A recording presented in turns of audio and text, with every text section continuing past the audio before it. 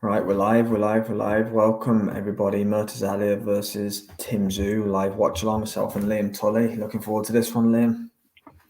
Buzzing, mate. Tim Tszyu, one of my favourite fighters around to watch. So, yeah, absolutely buzzing for this one. Yeah, big fan of him. He's got to bounce back, though, hasn't he, after Sebastian Fundora defeat last time out. Yeah. Murtazaliev undefeated himself, I think 16-0, 12 stoppages, I 20, think, in that. 22-0, 16 KOs.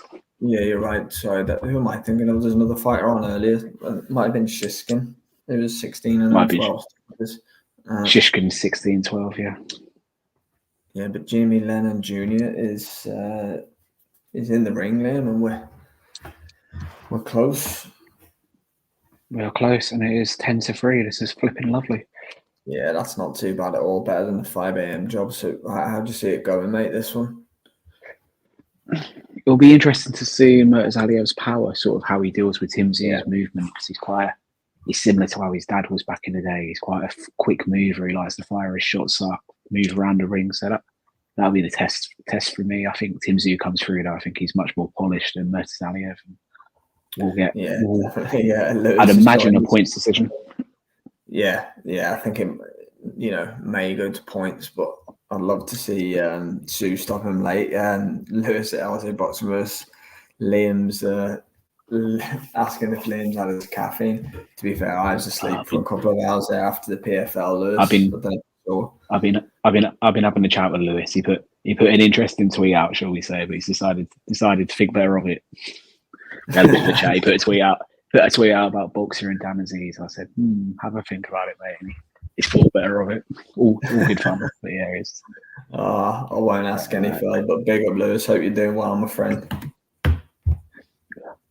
Tim Tszyu focusing on that was very quick. And my ring light is kicked back in. Here we go. I think. Yes, it has.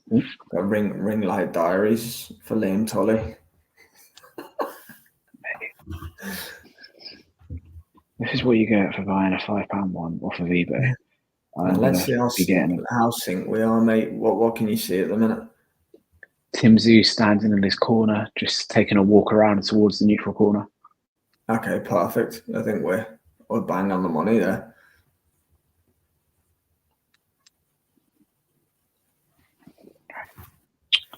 Oh my god, I'm gonna chuck this ring light out the window in a minute.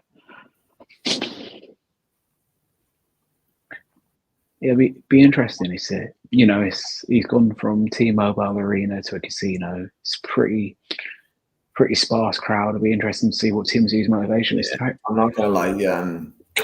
What's his face? A few of his fights here. I think Jake Paul. I think they use this arena for his fights. It's got like 2,000 people in it or something. I can't believe we're talking about Tim Tszyu and Jake Paul in the same live. I know. Look at it. But the walk from the stage to the ring it's like walking from my kitchen to my front door. It's your call, mate.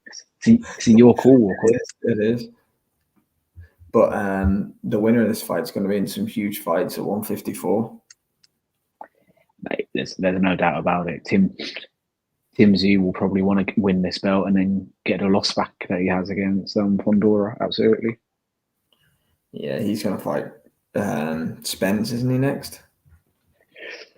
Yeah, I mean, there was talk of the Fundora Zia rematch happening straight away, wasn't there? But obviously, Spence looks like it's going to happen for Fundora in January or February. I'm with you. Lewis is talking about Jake Paul dreading the Tyson fight. Yeah, God, that's just going to be a circus, isn't it? I might pull an Eddie Hearn on that one, but we'll see. It is on there. It's on Netflix. Yeah, so I don't know. Maybe I will watch it because I've got Netflix. I'll watch that Mike Tyson pulls out a left hook from hell.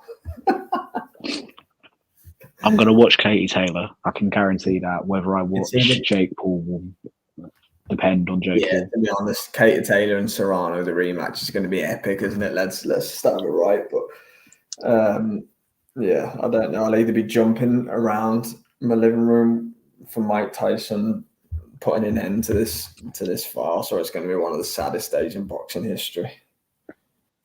Unfortunately, I think we both know what it's going to be, which is a real shame. Definitely. It's a very small ring as well, mate. If you just look at that wide shot we just had, it's not the biggest ring in the world, which may favour Murtazaliev being able to get in with his shots. Tim Tszyu likes to be able to move, doesn't he? Yeah, it's going to be interesting. I'll be honest with you, I haven't seen enough of Murtazaliev to really know what he brings to the table. I know exactly what Tszyu's going to bring, but I've seen Murtazaliev's fight from earlier this year when he won the world title, and that's it. If I'm being honest, I haven't seen as much of him as I've seen of him. Who was it? Jackson. Yes, it was out in Germany. I know that much. Yeah. But you talk about these fights like William Skull against Shiskin earlier. Liam was it's like a lottery ticket to millions and millions of dollars, and this one is the same as well. If you have a belt in one of these marquee divisions, you're just laying the pockets. Yeah, I mean, William Skull sat on his IBF #1 for 19 and a half months. Took it off, and now he's IBF world champion. And I said on the live earlier, is he going to fight Canelo in Japan in December? Why would he not? The money he'll get for that is... Yeah, you're right. You bang on the money. Mate, you know what the IBF are going to do. Monday morning, they're going to call this mandatory. Another IBF mandatory to... This ring light is... Yeah, it's dead. It's crazy that Tszyu's only 29. I actually thought he was older than that,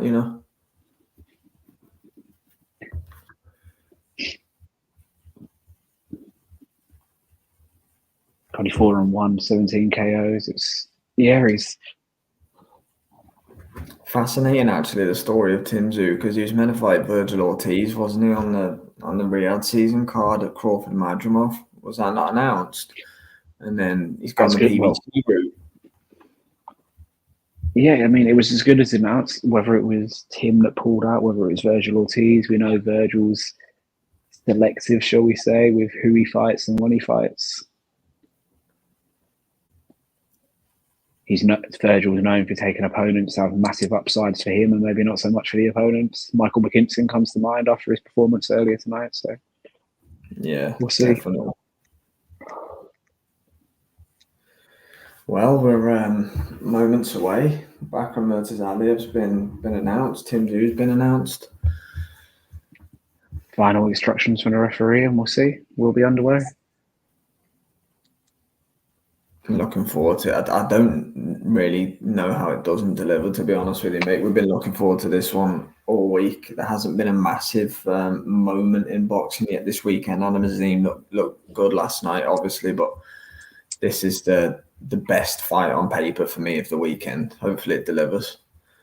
Yeah, I mean, Tim Tszyu's never in a boring fight. He personally feels like he's got a point to prove after Fundora in March, so he's going to come out and deliver. And Murtazaliev, maximise the moment, push yourself towards a fight with Terence Crawford. Yeah, definitely. That's the carrot, isn't it? Being dangled. Terence is the carrot, 100%. And here we go, we're underway. Yeah, we're underway. IBF Super Welterweight belt on the line. Tim Tszyu, of course, the former WBO holder. Yeah. Lost that to Fundora, didn't he? Last time out. Yeah, with the vacant WBC on the line in that fight as well. So Murtazaliev missed wildly with a couple of right hands already, just 30 seconds in. Tszyu trying to hold the center of the ring. Battle of the jabs, I guess, so far. One thing Tszyu needs to see. They're going to have to go looking for each other too much from what we've seen in the opening minute or so. I don't think so. I think Tim Tszyu is definitely going to be looking to see what Murtazaliev's reach advantage is going to be. Obviously, he's this taller guy in there, isn't he? So I think it may take him a bit of time to see what's going to be coming back at him. Will he be wary of the cuts opening up again after the Fundora fight? That's all questions that are going to be answered this first couple of rounds. Yeah, I wonder if Tszyu's. Hold on, Tzyyu's been headbutted already. He's already checking for blood. That's not good. Lands a beautiful right hand. Oh, that was What's your clock on, Liam? 1:33. Okay, perfect. I'm maybe about 3 seconds ahead of you. Yeah, you're fine, mate. Tszyu landed a really nice right hand, actually, not so long ago. Oh, jeez, this has been phone booth, by the way. Beautiful shot by Tim Tszyu on about 1:05. Yeah, that was lovely. The only thing I will say is he's bleeding from his head. He's bleeding high. It's in his hairline, so it shouldn't bother him too much, but he is already bleeding. Not again. He's cut. It's in the hairline, though, so it's slightly better than it was. It's not a reoccurring thing from last time, no? No, that was straight down the middle of his face, wasn't it? Well, as long as it's not reoccurring, it should be okay. That looked like someone out of a Jaws movie. Yeah, good right hand. Sorry, Liam. Good right hand by Murtazaliev. And again, he's clocked Tszyu twice with that right hand. Tim Tszyu walking forwards, chin in the air, arms down. He doesn't care, does he? Yeah. Just the Tim Tszyu that we want to see. You know, we're all nice right hand by Murtazaliev. This has been a fun first round. This really fun first round. If that's an advertisement for the rest of the fight, then I'm game. I'm in. Tough one to score, actually, to be honest. I'm actually going to not focus on scoring the fight, and I'm going to just focus on watching a war, because I think that's what we're going to get. Mate, so it's 3:00 in the morning. We can watch it back and score it before no punches pulled. I'm not interested. You make a good point. I was about to bring it up myself. It's 3:00 in the morning, boys. Give us a war. And to be honest with you, that first round was, I'm in. I've read enough about scoring from the Aziz Edmondson fight the last few hours. I don't need to be talking about it here. Yeah, look. I wouldn't subject myself to even talking about that fight yet again. Never mind watching it. No, definitely not at 3 in the morning. Well, yes, they've just shown on the replay. It was a headbutt, yeah. And yeah.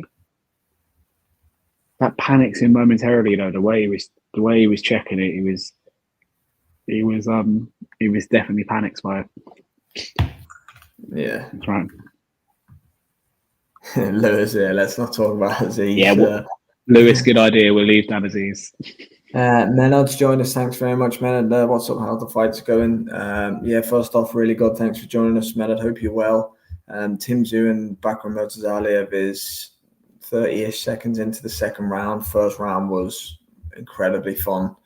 Second round has started at... Oh, my God. Oh, Tim Tszyu's on the deck and he's badly hurt. Left hook over the top. Murtazaliev. Oh, Tim Tszyu's down. His eyes are wide. He's not... Murtazaliev can finish. Oh, Tim Tszyu's a tough cookie, but that was a heavy knockdown, man. He was completely exposed. Left hook over the top.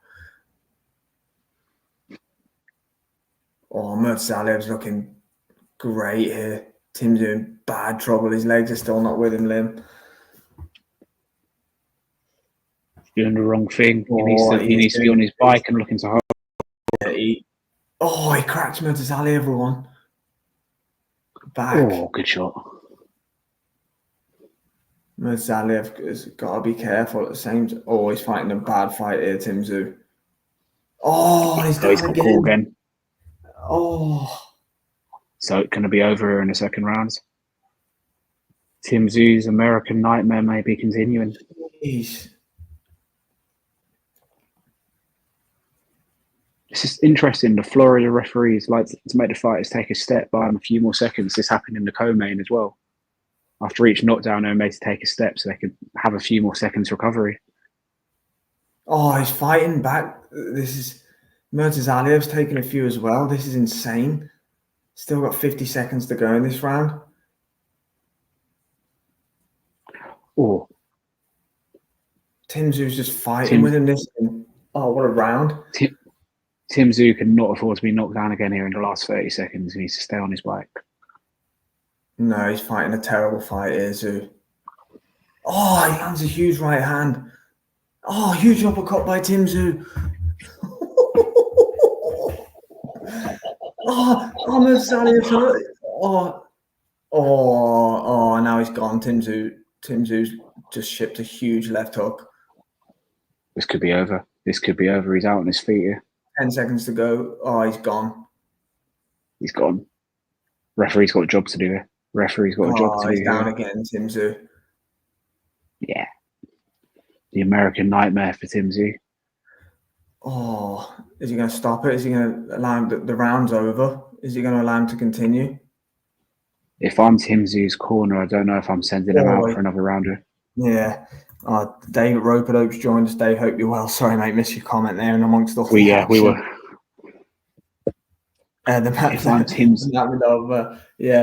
The Mahmoud of welterweight looking so far. Obviously spoke about on the show the other night. Well, he's looking a lot better than Mahmoud. I'll put it that way. he's on his way to icing Tim Tszyu.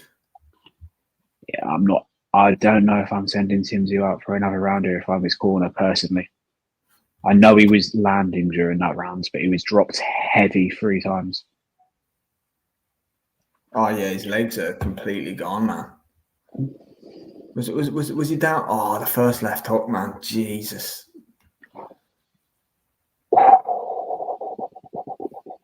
And then, he's fighting a terrible fight, although it's really fun. He's fighting a terrible, terrible fight. It's not the fight I'd be recommending him to fight even before he was knocked down, if this makes sense. Or what's going on here? Doctor wants to look at him. We are in Florida here. We're under the Florida Commission, so they can do things differently, can't they? Looks like a concussion test.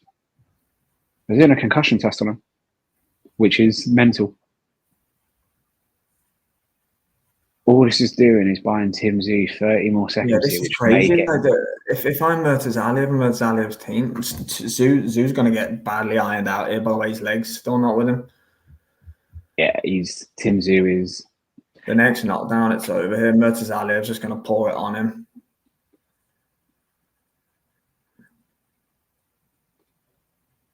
Oh, dear. This is absolutely insane. Murtazaliev momentarily stunned there by a right hand from Tszyu, but I don't know if Tszyu's got any power right now to trouble Murtazaliev. I don't know, but he needs his jabs just rocks him as well. Yeah, big shot by Murtazaliev again. Tszyu took it though. I'm just going to say it. I don't trust this referee to stop this fight at the right time here. Something about it. I just don't think he's going to get involved when he needs to. No, Tszyu's brave, man. He's landed still on Murtazaliev, but I don't know. I'm starting to feel a bit like Tszyu's just going to get cleaned out.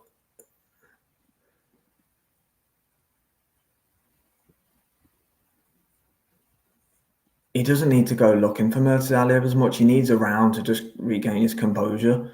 He doesn't need to go into the fire for a round. You know, that's exactly what he's doing. Oh my god! Oh my god! Oh, that was uncomfortable. Oh, see you later. Stop the fight! Stop the fight! Stop the fight! Stop it, ref! We don't need to see any more of this. Oh, man, this is what do you need to see? I'm uncomfortable here. How much more do you need to see? How much more? Yeah, the towel's finally come in. Somebody needs to stop it. Told you, wasn't going to be the referee. It wasn't going to be the referee, unfortunately. Wow. Going to be a bit of fallout from this. That was an incredible performance by Bakhram Murtazaliev. He stops Tim Tszyu, and was that the third round? Yeah, that's round 3. I'll break that down. systematic beatdown that should have probably been stopped in round 2 for a quick summary. Yeah, he took too many. He took too many. Tim Tszyu's game plan needs to be talked about. That's something when we're not half asleep we'll get into, because that was the wrong fight for him to fight from round 1, even before he was dropped. Let us know in the comments what you think as well. I'm just trying to break it down for a little bit. We'll keep going for a little while and just try and digest and see some reaction, obviously. But I just didn't see that happening. First time Tszyu's been stopped, obviously. We question Murtazaliev, obviously, because although he won a world title, the fighters he was beating before that were very much club level fighters. I'm sure people watching this will know exactly what I mean when I say that. Yeah, definitely. Yeah, no words, mate. Absolutely no words. Yeah, he's definitely Dave is definitely. We can remove the label of the welterweight Makhmudov, the welterweight Makhmudov now, should I say? He just did that left hook, man. Jesus, Terence Crawford would have ran through him. Well, Murtazaliev now is a legit contender, mate, at 154. Nice. David, please, Murtazaliev Crawford. That's where we're at. Murtazaliev Fundora. It depends, doesn't it? I mean,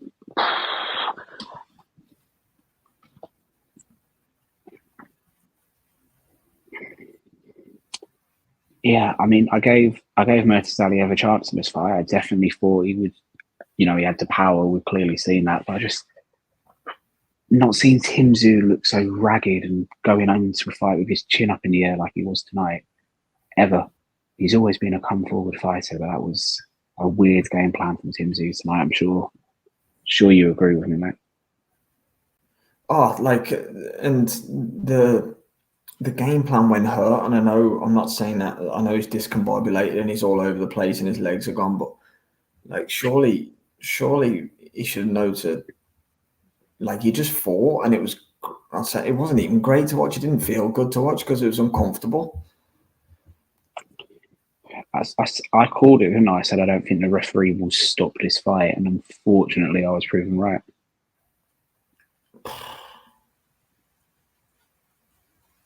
That's put a real spanner in the works at 154, actually. Menard said, wow, I heard Murtazaliev once had to watch Tim Tszyu's first stoppage last year. It was a bad one as well, down 4 times, Liam, overall. Yeah, 4 times. 3 times in the second, and then that final... Well, I mean, he was on his way down for a 5th time before the towel came in. Oh, Dave, now you're talking. Jesus, sign me up for that. Don't get me excited at 3:15 in the morning, Dave. Bloody hell. That is. Can we make that fight for December? Disgusting fight. I just wonder though. It's PBC and Golden Boy, isn't it? But PBC will be done this time next year. We all know they will. PBC. Well, I mean, Gervonta Davis is keeping them alive, and obviously, if they can keep hold of Canelo, they stay afloat. But there's so many fun fights at 154. He just never recovered from that first knockdown, did he? No, he didn't. He really didn't. Well, we've got 10 of you still with us at the minute, so we'll continue the debate for a little while until a couple more minutes at least. Anyway, while we try and process what the hell just happened, because not many didn't see anyone really predicting that Murtazaliev would clean Tszyu out in 3 rounds. I mean, it's interesting. Tim Tszyu, well, his fiance rather than Tim, came out with the announcement whilst you were asleep, mate, saying, we're moving over to Vegas. This is where we're basing ourselves now.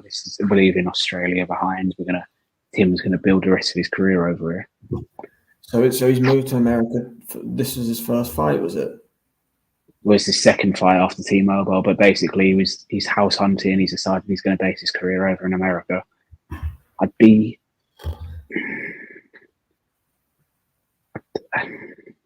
Sometimes the grass isn't always greener, Liam, when that kind of thing happens, you know. It's not. I mean, he looked like he had no chin, and Murtazaliev, yeah, he's 22 and 016 KOs. He can bang, most definitely, but no chin and no defense, man. Where was the defense? No head movement at all. That's the bigger thing than his chin for me, is his lack of defense. Walking in with his hands down, chin high in the air, in straight lines. There was no movement at all. Everything was straight lines. It was as if you tell a sparring partner exactly what you want them to do, so you can, practice what you're going through for a fight. Yeah. That's what Tim Tszyu gave Murtazaliev. It's interesting because whoever made the fight is clearly, Go on, mate. Carry on. No Limit Boxing, who are the Australian boxing promoters, those Tszyu's promoted, lobbied the IBF for this fight, and the IBF agreed to it. So Tim Tszyu's promoters have lobbied for this opportunity for him. So okay. That makes it interesting. So is it, correct me if I'm wrong, is Tszyu no real affiliation to PBC then? It's nothing. This is a No Limit boxing co-promotion, because there was another Australian guy in Tszyu's corner. I forget his name now. I saw him in Tszyyu's corner, so I don't know. But anyway, I think it might be a co-pro off the back of the Fundora fight, but I don't think it's anything. He's definitely still a No Limit boxing fighter. Options on him, yeah, because like he's gone from being in the Riyadh season picture against Virgil Ortiz to obviously fight on PBC, and to be honest with you, No Limit have probably done the right thing. They've took a gamble on getting him the shot at the belt with, probably on paper the weakest champion in the division, but not anymore. And not anymore. You've got Fundora, Crawford, and Murtazaliev now. And sorry, he was champion heading in, but he's arrived now. He's not just a champion that people would perceive as a weak champion. Now he's arrived, and he's although he's got the belt, not many people are going to be queuing up for him like they were probably heading into tonight. No Limit and Tszyu have wanted to take that fight because he's the weakest champion. Yeah, mate, absolutely. Wow, I mean, you don't see Tim Tszyu moving up. He's already a small 154. Does he possibly move down to 147? Have a tilt at that? Who knows? What Tim Tszyu does next will be very interesting. I feel a bit for him. Obviously, his old man was there this week, wasn't he? For the first time in a long time, I believe. 6 years. Yeah, 6 years. Yeah, 6. Just unraveled into a bit of a nightmare, and you just never know if he did have that Virgil Ortiz fight on the Riyadh season card. Ortiz is beatable as well. We saw that in the Boachuk fight in August. He's a beatable guy, Virgil Ortiz, but he's one tough man as well, and he's willing to go to the well. But I'm concerned about the defense and the chin of Tszyu after that. But I don't know, maybe that's discrediting Murtazaliev a little bit, because he performed great. And do you know what? He took a hell of a lot of shots as well. Tszyu was connecting with him, and during that second round, which was an incredible round, Tszyu was down 3 times, wasn't he? I think in round number 2. During that, he landed some absolute bombs on Murtazaliev as well, and he just kind of just walked through them. Yeah, look, it's another Eastern European fighter that seems to be able to walk through anything and just decimate bombs. Think Sergey Kovalev, think Artur Beterbiev, think that sort of ilk of fighter. Murtazaliev looks like he could be another one of that ilk. You've got fun fights with Boachuk that you could do. Madrimov, obviously, they're fighting on December the 21st. There's a serious hotbed of talent at 154. The sooner Jaron Ennis gets into that 154 division, the better for me as well. He's fighting in 3 weeks, I think it is. Yeah, and against this time in 3 weeks, we'll be doing that watch along, mate. Who do you think's the emerger outside of Crawford at 154? Who's the guy outside of Crawford? Because let's be honest, Spence is fighting from, well, it's not announced, is it? But Errol Spence is going to be fighting Sebastian Fundora by the sounds of the rumors. I mean, Boachuk Madrimov wouldn't make sense. That's a fight easy to make. That would make sense to me. But 154s. It's an exciting. If Boots wants to move up, Boots will get given a shot because he's IBF champion. This is IBF champion. He'll get given a shot straight away. That won't be an issue. You just never know. I'm interested in what happens with Virgil Ortiz because he's kind of on the outside looking in. I guess over with Golden Boy. They've got their Latino night with Riyadh season, but they haven't been in the Riyadh season fold so much. But like again, who does Murtazaliev defend against? Because Murtazaliev is a PBC fighter, isn't he? Pretty sure he is. Well, he's mandatory because this is a voluntary, so I have to do his mandatory next. If he wants to keep hold of the belt. I wonder who his Mando would be. Bakhram Murtazaliev. And by the way, credit to PBC and Prime and everybody that seemed like quite a swift kind of settle that they had there tonight. I don't know. Did you watch the rest of the card? Did you? Was there anything? Yes. To tell us? Was it in the co-main event? 3 fights, mate. So you got three fights, and that's how they done it. So it was a pretty a 3-fight main card, was it? Yeah, I've sat here for 3 hours, and that's the end of it. So this is interesting. Josh Kelly is the next best ranked fighter with the IBF at the moment. 154. Mm-hmm. Tim Tszyu was 3. Josh Kelly's 4. 1 and 2 are vacant. 1 and 2 are vacant. Callum Walsh is at 7. What do you what do you think? Do you think Josh Kelly would take that for a shot at world title? Murtazaliev would go through it, wouldn't he? I do think he'd take it, but yeah, he'd get butchered, is my opinion. But at the same time, who are the ones? He's not 160. I don't think either. He's got no power at either weight. He's got no power at any of them weights.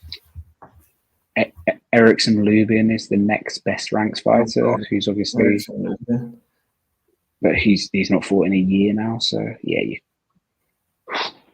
it's interesting. You got donkey's years of that weight.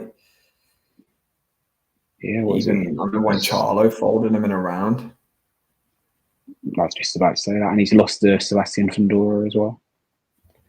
Yeah, that would be a terrible fight. I've no interest in any of the washed up guys that were making this 154 division boring for all those years.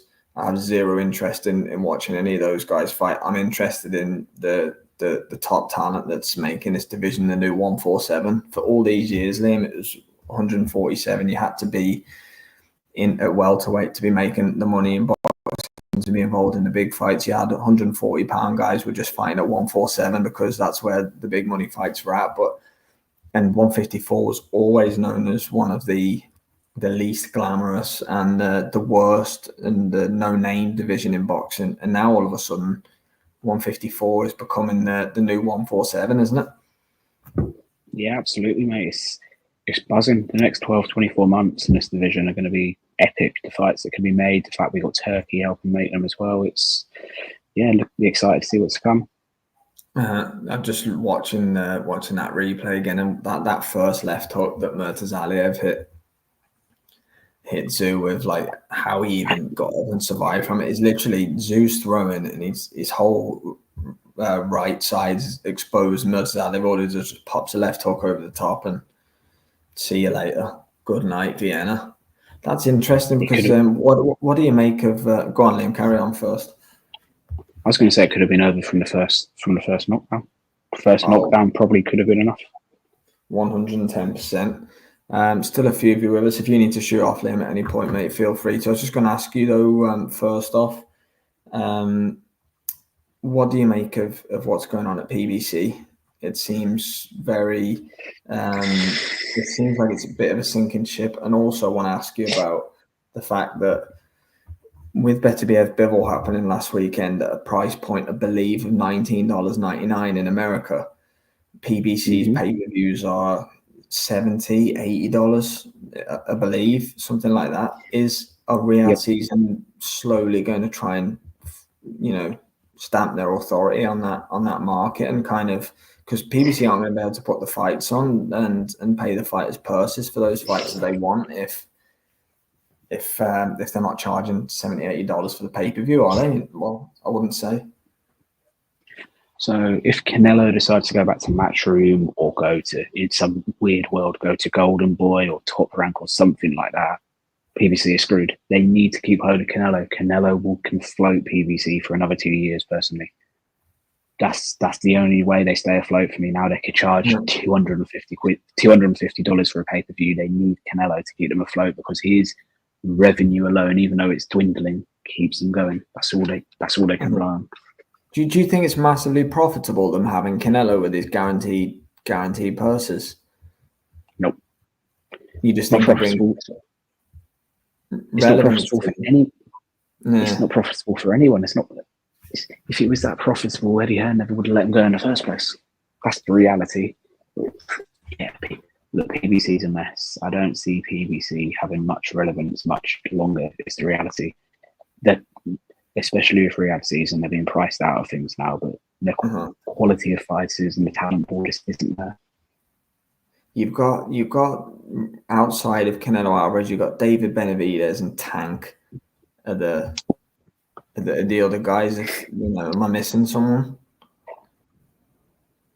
No, mate. David Benavidez will jump ship to Matchroom, I reckon, in the next year, and Tank will do what Tank wants to do or end up locked up. So you can't really rely on Tank to keep yourself afloat. You don't know. I don't know how many pay-per-views Tank's doing outside of the Ryan Garcia fight, which obviously massively inflated his star and the rest of it. But I don't know. And Benavidez isn't doing, like, him against Morel is a great fight. Like, it's a brilliant fight at 175. But you'd be foolish to think that that's going to sell unless they do a double header pay-per-view or something like that. 100,000 bars if they're lucky. I'm talking about for both those fights you just mentioned. They're in all sorts of trouble, mate. Al Heyman's in all sorts of trouble. I'm not gonna go down the Jay route of bringing Diddy into it, but they're in all sorts of trouble with their money at the moment. Boxing doesn't need PBC and Al Heyman like it did 10 years ago. That's the reality. Things have moved on to a point where they're not even any relevant. They're gone. Do you think it'd be good or bad for the sport if it happened? PBC pulling out? Being out of the sport.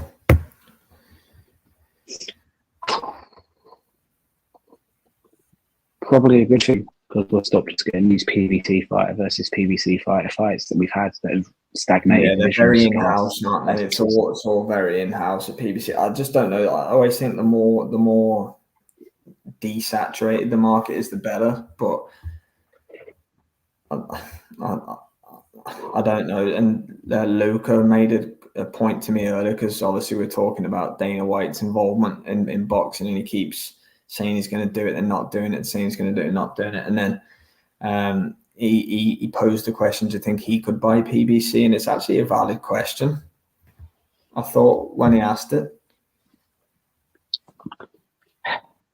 My only comment on that is unless he's then going to be able to tie it in with ESPN, because obviously ESPN have their links with Top Rank, and that's who UFC deals with. So I think that's probably more mess than it's worth for Dana. I don't think he's wanting to come in and get involved in a massive bidding war, is he? So it's an option possibly, but I wouldn't say it's probably the first thing he's going to do when he's got a ready-made platform there in ESPN, hasn't he? I was just reading something there. Sorry, mate. I think Kambosos. Oh, no, sorry, he's just saying that it must be Chechen. Murtazaliev. Didn't know that. Didn't know he's from Chechen. I was just saying how much of an animal he is. I'm just looking at the reaction. Mike Coppinger. Was it that big of an upset? Because everybody's saying it was a huge upset. Like I wouldn't have anticipated it would be. I'm not sure, mate. I mean, we knew of Murtazaliev, but not what level he was on. I guess it depends how much you knew what was going on. But mate, I'm gonna duck out and get some shut eye before I fall asleep on camera. So. Take it easy, mate. I'll see you tomorrow. Hope everyone enjoyed the stream. We'll catch up with you in the week. Cheers, Liam. All good, mate.